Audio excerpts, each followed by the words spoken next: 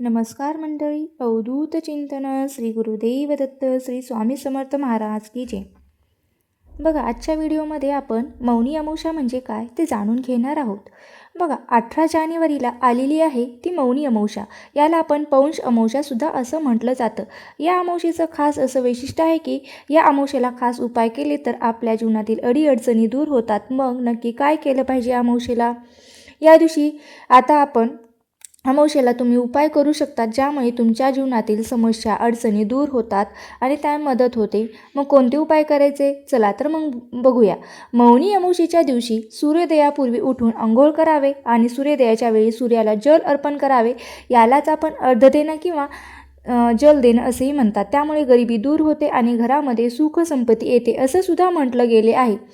त्यानंतर आणखी एक उपाय म्हणजे मौनी अमावस्येच्या दिवशी गायला दही आणि तांदूळ खाऊ घाला. यामुळे काय होतं तर मानसिक शांतता मिळते आणि चंद्राशी संबंधित दोष हे दूर होतात. म्हणजेच तुमच्या कुंडली चंद्राशी संबंधित जर काही दोष असतील तर ते या उपायाने देखील दूर होत असतात. चंद्र मनाचा कारक आहे, त्यामुळे मानसिक शांतताही मिळते आणि मानसिक दोषही दूर होतात.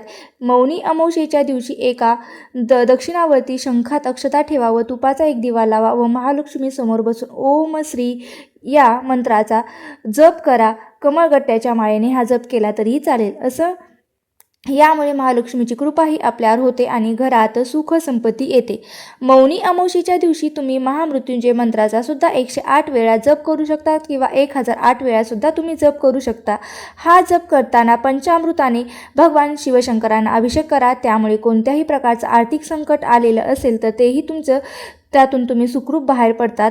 तसेच तुमच्या कुंडलीत जर कालसर्पदोष किंवा पितृदोष असेल तर मौनी अमावस्येच्या दिवशी पवित्र नदीच्या काठी पितरांसाठी तर्पण करा आणि पिंडदान करा. सकळ दोष दूर करणार होतात. तसेच मौनी अमावस्येच्या दिवशी आणखीन काही गोष्टी तुम्ही करू शकता. त्यापैकी एक गोष्ट म्हणजे पिठात साखर मिसळून मुंग्यांना खायला द्या. असं केल्याने व्यक्तीला शुभफल प्राप्त होतं आणि माता लक्ष्मीची सुद्धा कृपाही आपल्यावर होत असते. जीवाचं बघा, त्यानंतर मौनी अमावस्येच्या दिवशी स्नान आणि ध्यान केल्यानंतर मनाला शांतीसुद्धा मिळते आणि तुम्ही जर कुठे नदीत पवित्र तीर्थस्थळी जर स्नान करायला गेलं तर तिथे जाताना तुम्ही माशासाठी पिठाचे गोळे करून नेऊ शकतात आणि ते त्यांना खायला घालू शकतात. त्यामुळे तुमच्या समस्यासुद्धा दूर होतील. मौनी अमावस्येला तुम्हाला दान शक्य असेल तर तुम्ही करू शकता. त्यामुळे तुम्हाला माता लक्ष्मीची कृपासुद्धा राहील. गरीब आणि गरजू व्यक्तींना ज्या गोष्टी तुम्ही दान केलात त्यामुळे सुद्धा तुम्हाला पितरांचा आशीर्वाद मिळतो. बघा, एक गोष्ट लक्षात ठेवा की जी कुठली गोष्ट सांगितली आहे ती तुम्ही तुमच्या यथाशक्ती करू शकतात. आता जीवनाला जर आपण कोणाचं भलं केलं तर आपलंही भलं होणार, यात काही शंका नाही. बघा, या दिवशी अमावस्येच्या तुम्ही माता लक्ष्मीला खीर अर्पण करावी. त्यामुळे सुद्धा घरात सुख शांती येते. त्यानंतर तुम्हाला जर नोकरी व्यवसायात काही अडचणी येत असतील तर तुम्ही काय करा, ईशान्य दिशेला एक दिवा लावा. या अमावस्येच्या दिवशी उत्तर पूर्व दिशा अर्थात ईशान्य कोणामध्ये तुपाचा एक दिवा लावा आणि त्यामुळे माता लक्ष्मीची कृपा आपल्यावर होते आणि सर्व मनोकामाची पूर्तताही होते.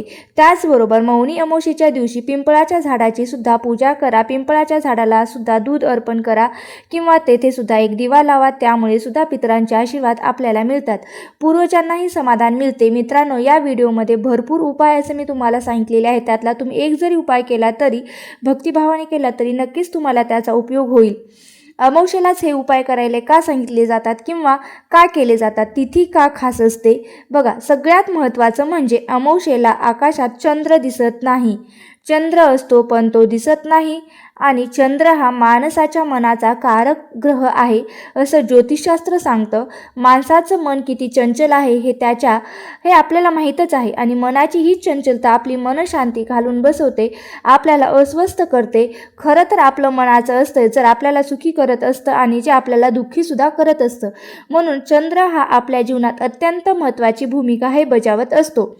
तुम्हाला समजेल अशा विज्ञानाच्या भाषेत समजावून सांगायचं झालं तर चंद्राच्या बदलत्या स्थितीवरून सागरालाही भरती आणि ओहोटी येत असते.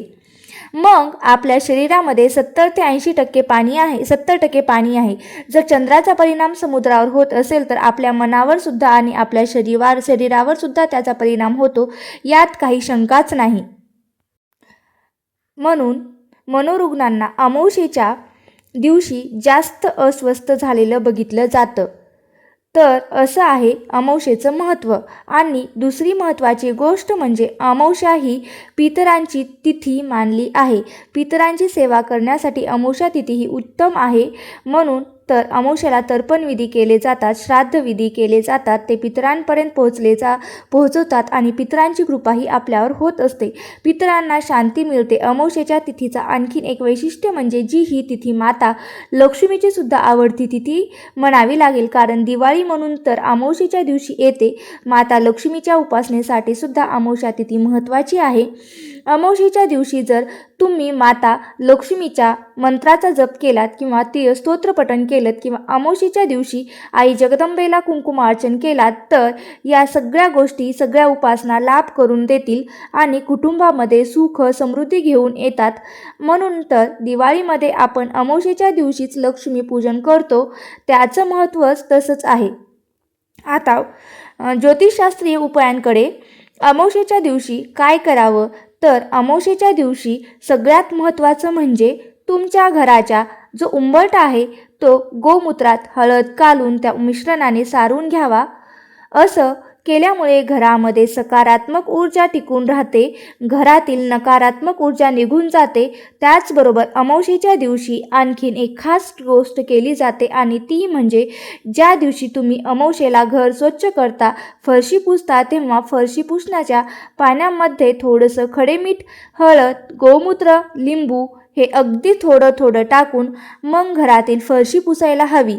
त्यामुळे घरामध्ये असलेली सगळी नकारात्मक ऊर्जा नष्ट होते. आणि सगळ्यात महत्त्वाचं म्हणजे याच पाण्याने तुम्ही तुमचे यंत्र किंवा वाहनही पुसू शकता. अमावस्येच्या दिवशी घराची साफसफाई करावी असं आवर्जून सांगितलं जातं. घरात जाळी जळमट झाली असतील किंवा तुमच्या ऑफिसच्या ठिकाणी काही अस्वच्छता असेल तर तेही तुम्ही अमावस्येच्या दिवशीच नक्की करा. अमावस्येच्या दिवशी घर स्वच्छ केल्याने आपल्या मनाचीही स्वच्छता होते आणि मनामध्ये प्रसन्नता येते आणि घरात माता लक्ष्मी येते. दिवाळीचंही उदाहरण बघा.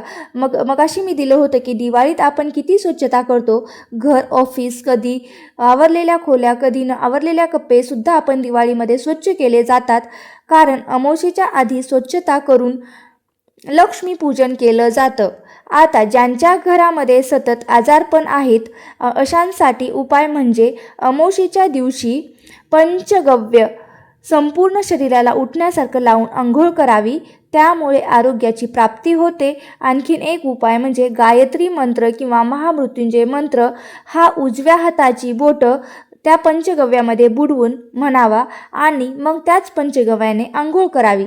जर तुम्हाला शक्य असेल तर तुम्ही नदी तीरावर किंवा नदीमध्ये तीर्थक्षेत्री आंघोळ करणार असाल तर तेथे पंचगव्ये तुम्ही संपूर्ण अंगालाही लावू शकता.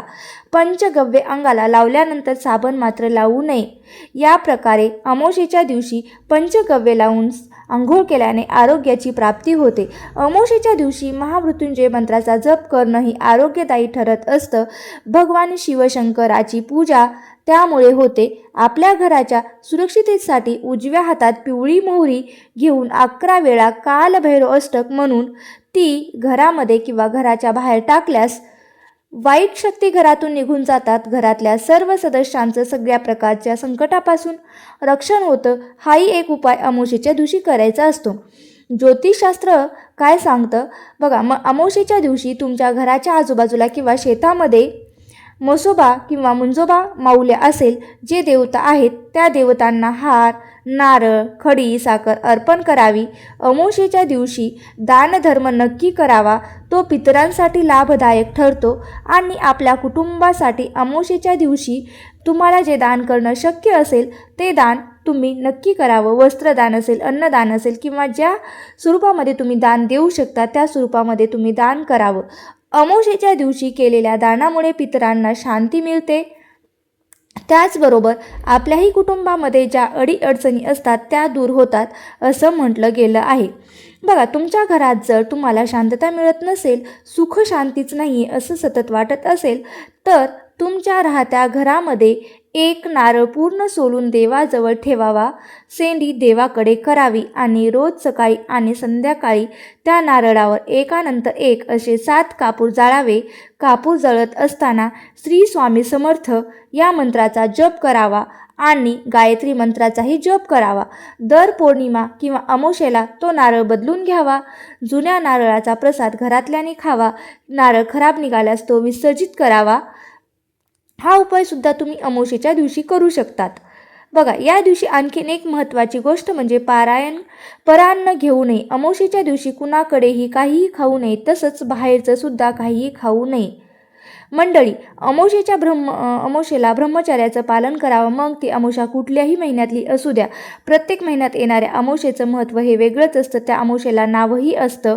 असं अमावस्या तुम्हाला या उपायापैकी जो उपाय करायला जमेल तो तुम्ही अवश्य करा. त्यामुळे घरातील सगळी नकारात्मक ऊर्जाही निघून जाते असते व घरामध्ये सुख शांती येते. बघा, ज्योतिषशास्त्र सांगतं की सगळ्यात महत्त्वाचं म्हणजे बाकी काहीही करायला जमलं नाही तरी चालेल, पण अमावस्येच्या दिवशी घराची स्वच्छता, तुमच्या कार्यालयाची स्वच्छता म्हणजे जिथे तुमचं ऑफिस आहे तिथे जाऊन तुम्ही घराची स्वच्छता करा. आणि तुमचं घर स्वच्छ झालं की तुमचं मनसुद्धा स्वच्छ होतं आणि तुमचं शरीरसुद्धा म्हणजे तुम्हाला फ्रेश वाटतं आणि मनामध्ये एक प्रकारची प्रसन्नताच येते.